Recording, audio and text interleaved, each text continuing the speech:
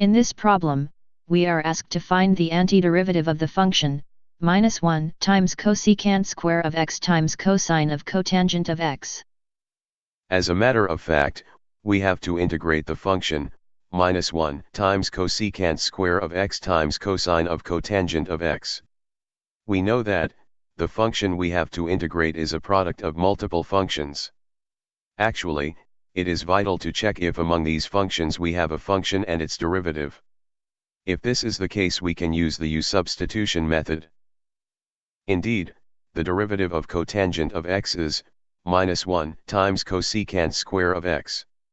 Thus, we set u equal to cotangent of x, then du equal to -1 times cosecant square of x. The integral of -1 times cosecant square of x times cosine of cotangent of x can be expressed as the integral of cosine of cotangent of x times -1 times cosecant square of x dx. We just have reorder the terms so as to easily identify u and du.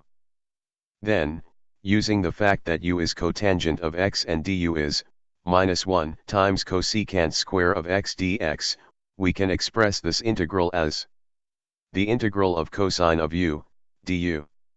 As a matter of fact, we have just replaced cosine of cotangent of x by cosine of u and -1 times cosecant square of x dx by du. Eventually, the resulting expression is facile to integrate using the standard integration table. Remark that, we know from the standard integration table that the integral of cosine of u du is sine of u plus the constant c.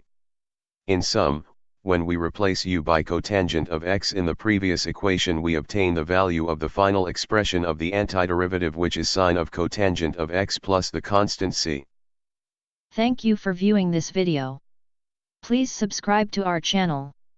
We have an extensive collection of calculus-related videos covering limits, derivatives, integration, and many other calculus topics.